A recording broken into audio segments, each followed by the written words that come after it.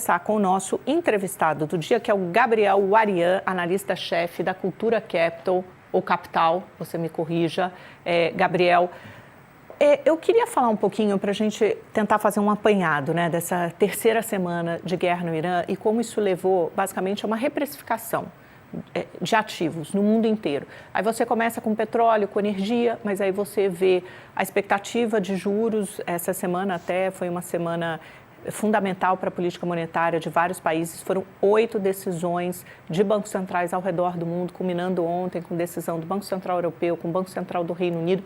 Todos, exceto o Brasil, mantiveram as suas taxas de juros, mas algumas, como o Banco do Reino Unido e o Banco Central Europeu, já indicaram que pode haver aí um movimento de alta, e isso já começou a ser precificado nos ativos e várias outras commodities e produções, indústrias que dependem de energia como insumo principal, né? Indústria petroquímica, plástico, materiais refinados, quer dizer, tudo isso vem sofrendo colossalmente com essa guerra. Warian, então eu queria que você nos desse mais ou menos um escopo de onde estamos e como isso mudou em 3 semanas. Donald Trump e Benjamin Netanyahu conseguiram basicamente colocar o mundo econômico financeiro de cabeça para baixo. Bem-vindo.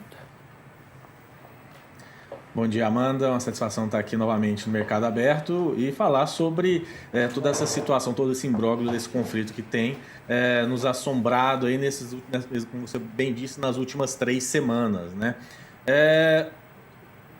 Vários analistas, né, e eu tô nesse meio, acreditava que não seria tão extenso essa situação, que seria algo em torno de uma semana e meia, e o que não está o que nós estamos vendo é que ainda está longe de finalizar todo esse imbróglio desse conflito. E isso impacta diretamente os mercados como um todo, né? Todos nós precisamos do setor de energia.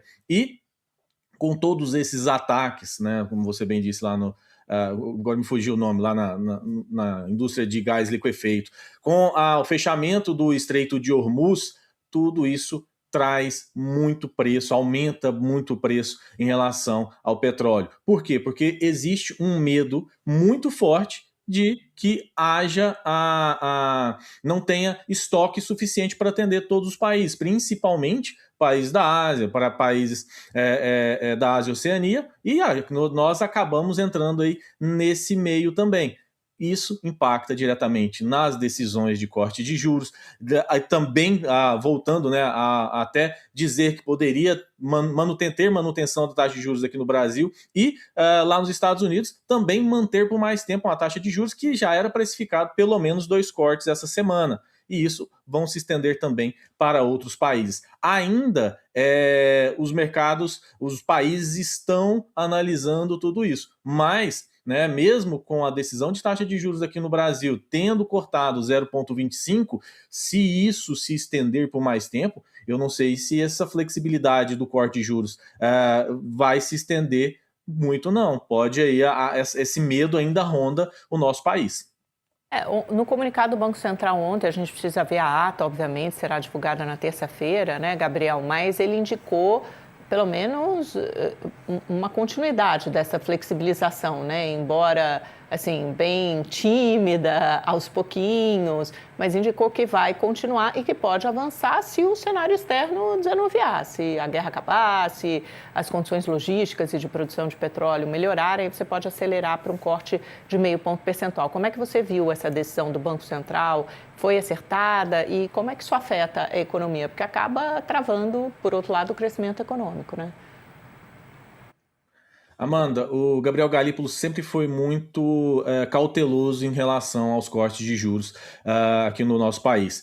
O Banco Central faz o que pode com o que tem. Se nós temos aí uma possibilidade, né, de aumento do preço do petróleo, e isso impacta diretamente na nossa inflação, fazendo com que a inflação suba, aí você pode até me questionar, mas ainda Petrobras repassou muito pouco. Tudo bem, mas os postos já estavam vendendo o óleo diesel a R$9 o litro. E isso impacta diretamente no preço final do transporte, já que nosso principal apoio logístico é terrestre. Então, 70% do diesel que nós temos é para os caminhões logísticos. Então, isso impacta diretamente nos preços. Eu vejo como, de certa forma, que Galípolo foi cauteloso. Muitos até diziam que poderia ter uma manutenção da taxa de juros. Eu vejo ainda mais que pode vir cortes, mas bem tímidos como foram estes, 0,25. Mesmo o Boletim Focus dizendo que pode vir, final de 2026, ainda 12,25% na Selic ao ano, eu não estou tão otimista assim não, porque até o momento nós não temos nenhum tipo de acordo, nada, nenhuma conversa sobre finalizar esse conflito. E, como eu bem disse, isso continua nos impactando diretamente, né? Vai afetar diretamente a inflação. Mesmo com as zeragens dos COFINS e tudo, são processos paliativos, né? Os governos também não conseguem segurar muito tempo essa zeragem, e nem a próprio Tesouro consegue bancar isso durante muito tempo, já que a questão fiscal nossa também não é das melhores, e isso vai impactar diretamente aí esse período eleitoral, né? Essa corrida eleitoral aí, para vermos como é que tudo isso vai continuar. Tinha até uma notícia na Folha, eu estou tentando até resgatar aqui, de que o governo federal já estava aí intimando uma série de empresas, a Vibra, a Raizen, para falar sobre um aumento abusivo nos preços dos combustíveis. Você acha que há esse aumento abusivo ou que isso acontece mesmo naturalmente, porque afinal de contas, quem está importando diesel já está pagando um preço mais caro, né? E o Brasil vive de 30% de importação de diesel. E os preços são livres, né? Você tem uma guerra no Oriente Médio, por mais que o governo tente tapar o sol com a peneira e tente fingir que isso não está acontecendo, e por ele os preços do combustível até cairiam, a gente é aqui atropelado pela realidade. Os preços estão subindo, embora não tenham sido repassados ainda pela Petrobras. Funciona esse tipo de coisa, pressionar as empresas para não passarem reajuste de combustível, tentar de alguma forma controlar preço? O controle de preços nós já vimos muito recentemente, né? Muitos até falaram sobre tabelar preços. Nós vimos muito recentemente que isso não foi até para a própria Petrobras não foi muito bom, né? Mas sim, nós vimos muito recentemente agora que os preços do próprio diesel subiram muito, mesmo antes ali da Petrobras anunciar o seu aumento, né? Entender o porquê que houve essa alta extrema, já que não tinham sido repassados ainda. E aí, depois que houve o repasse, né, do aumento do diesel para o consumidor final, para os caminhoneiros, aí o preço dos produtos todos foram aumentando, e isso faz com que a inflação suba também, Amanda. E isso fez com que esse receio, né, fez com que o comitê, né, do Copom não fosse tão... Não viesse com um corte tão forte, né, que seria o 0,5, que era guardado por todos nós antes desse conflito. Então, entender o porquê que subiu tão forte o preço do diesel, sendo que não foi repassado nada ainda para as distribuidoras, seria importante, né, até para ter uma base. Agora, como você bem disse, o preço é livre. Então, não se há muito o que fazer, a não ser que seja visto como abusivo esse aumento. Essas medidas que o governo propôs, tanto de zerar impostos federais, como agora cobrar dos governadores para que eles reduzam ou zerem ICMS para o diesel importado, arcando com parte dessa conta salgada, bilionária, isso funciona? Isso tende a funcionar? Ou é difícil ter certeza que, como já não tem certeza aqui, né, que o preço vai chegar ao consumidor na bomba ali na etapa final? Exatamente, Amanda. O governo agiu rápido para tentar conter toda essa situação, até por ser um período de eleição, e a gente sabe que a inflação alta afeta muito aí nessa corrida, tanto para a parte do Tesouro, né, da União, quanto para os estados também.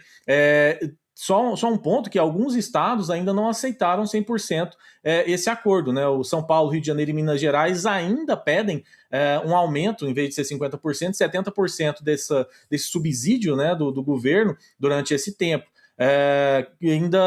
Isso ainda está correndo. Ainda não houve recusa de forma definitiva, mas eles ainda estão tentando essa negociação.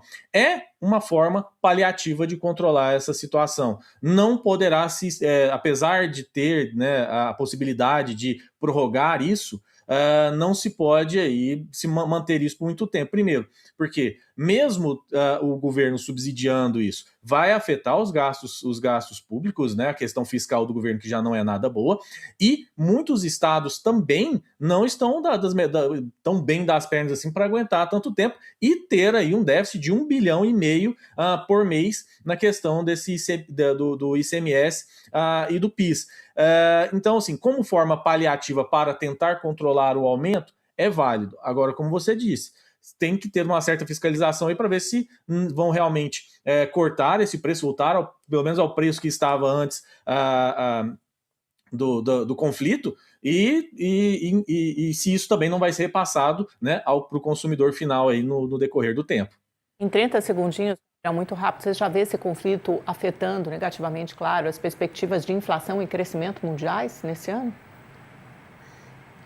Amanda, o Estreito de Hormuz é um ponto principal do petróleo como um todo, né? E os ataques estão muito fortes naquela região. Eu vejo sim, se no decorrer aí de mais umas 2 semanas está afetando os países como um todo, não só nosso, mas lá na Ásia, lá no Oriente Médio também, e vamos entender como é que vai ser também a dimensão de todo esses ataques e se vão aumentar também, né? Eu espero que venha algum acordo em breve para nos acalmar por aqui, que as nossas conversas próximas sejam apenas sobre eleição, né? Mas eu vejo que pode impactar sim, principalmente nesse ano bem conturbado nosso.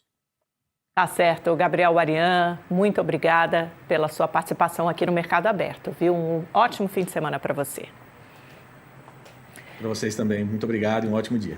Obrigada, bom dia.